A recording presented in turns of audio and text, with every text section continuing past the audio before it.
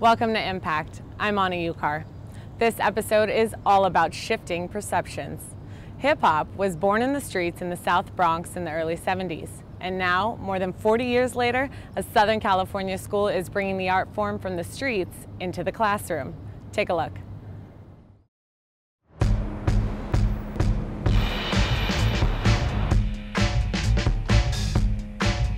Hip-hop is a movement, it's a culture, it's a community. Melly Mel and Africa Bambaataa, Ice Cube, Tupac, the street dancing. It's a voice, it's a culture, it's a lifestyle. Hip-hop is art, dance is art.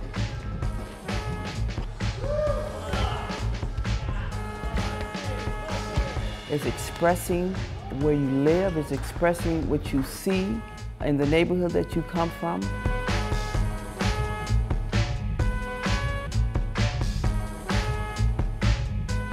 Community, love, peace, and bringing all kinds of race together. It's kind of who I am. Like, hip-hop just flows with me. It tells a story. If he would have stopped dancing, I don't know where he would be. Well, how cool would it have a school? How come we don't have a center where we can come and practice and call it our own?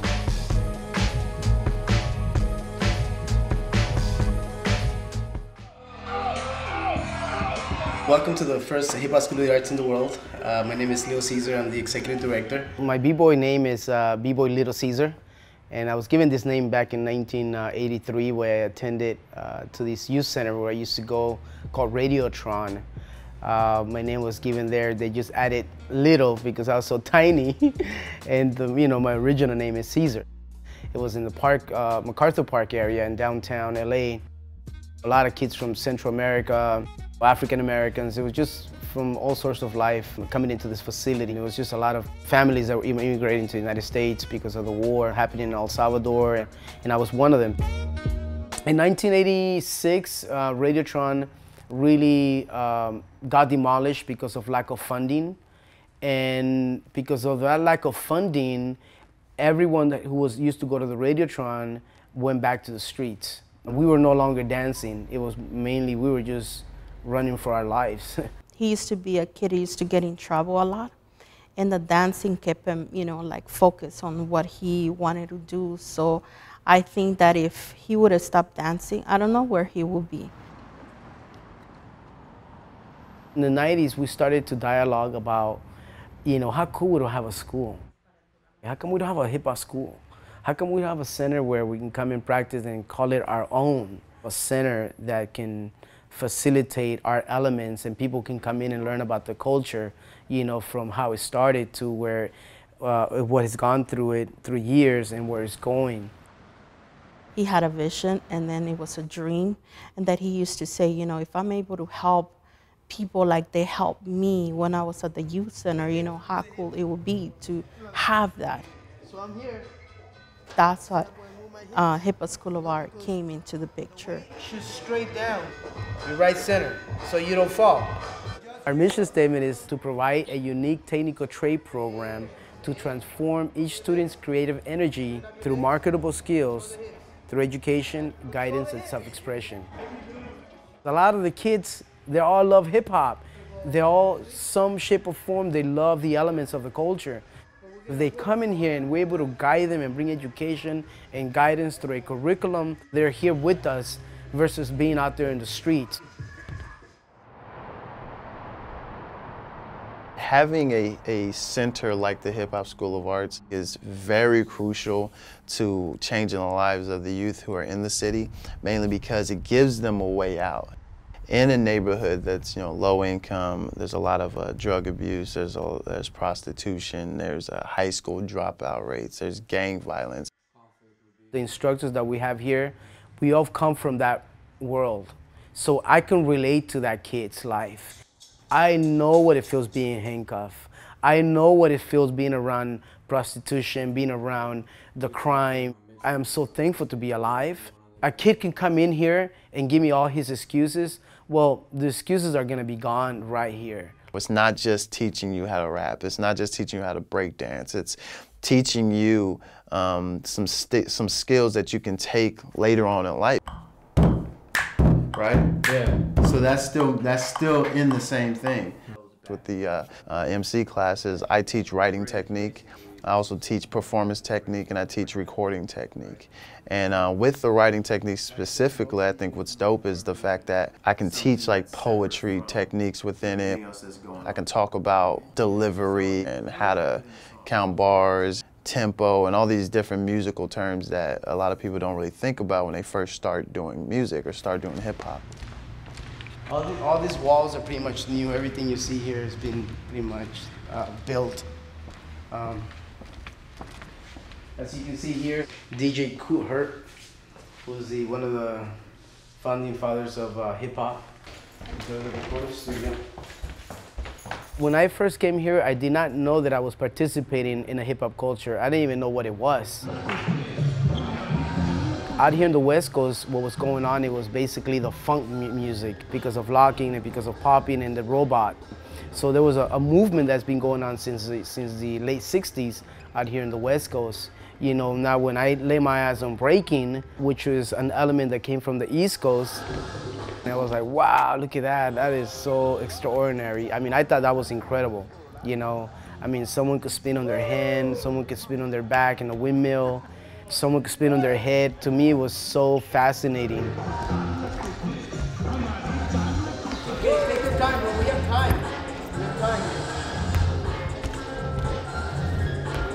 Take your time. Do a nice solo. Yo, that'd be sick if you did a head slide, but in the cannonball. The cannonball head slide like this. This right here, this is what we gotta work on. I think we should cut it here. I have always been, you know, so intrigued by hip hop and hip hop itself, like the music, the dancing, the styles, how much you can take off of just one, you know, beat.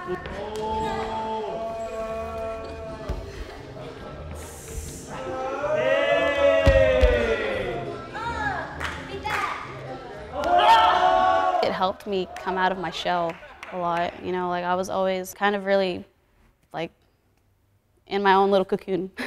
You know, I didn't really know how to talk to people or to like socialize.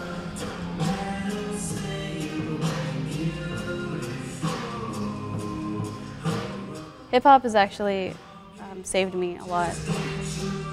I kind of had like a rough life growing up, and where I'm at right now, I don't really feel so comfortable, you know, at my home, but I find time to escape here when I can to be comfortable. That's where I want to come. Like I love being in places that let me feel free. That's it. Shorter. I've kind of made this my like home in a way. I'm always here all the time, or as much as I possibly could be. After school, I come here. You know, whenever on the weekends, I sometimes come here. You know, so just it has a very big impact on me. We are the Hip Hop School of Arts out of Pomona. We teach all the elements of hip hop to youth. No further ado, I want to introduce to y'all Josue, who also goes by the name Joshua. How's everybody doing? I just like coming here because it keeps me motivated. It keeps me in tune. When I stop coming here and when I stop like exercising or when I stop, you know, eating right, everything just seems impossible again. When I used to live in El Monte, I lived right next to a trailer park, and the entire street called Magnolia, it was just gangbanging everywhere. I didn't start gangbanging, but I was around them. But you know, everything started to kind of go downhill after that. At first it just felt really friendly. They're like, hey, what's up, man? Like, then after it was like drugs starting to pass around. Started with like marijuana. After that, it kind of gravitated towards like heavier things. I was a meth addict for like a year.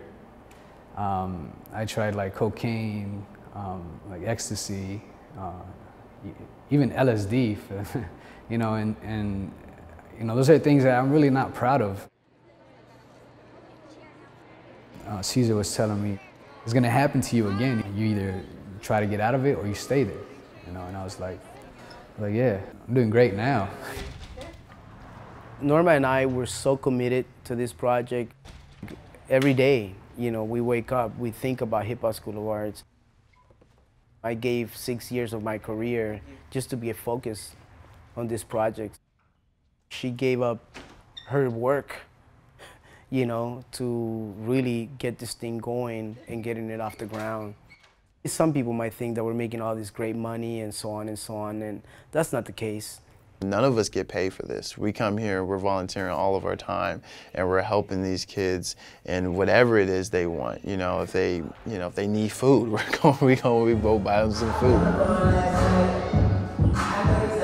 I do feel like hip hop is misunderstood. It's because of the way it's portrayed in the media, also because of the kinds of music that the industry is pushing, because they know it'll make money.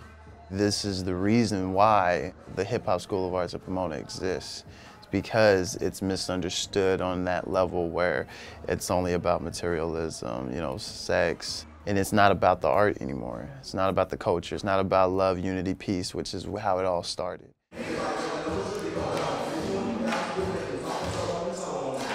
Hip hop is for change, to make things better. Here we go again, you know, hip hop reinvent itself, and we're here servicing the community. We're an after-school program for the moment, so we see this Hip Hop School of Arts in the future be an accredited school. I think this is what I was designed to do, you know, and I'm glad that I chose that too.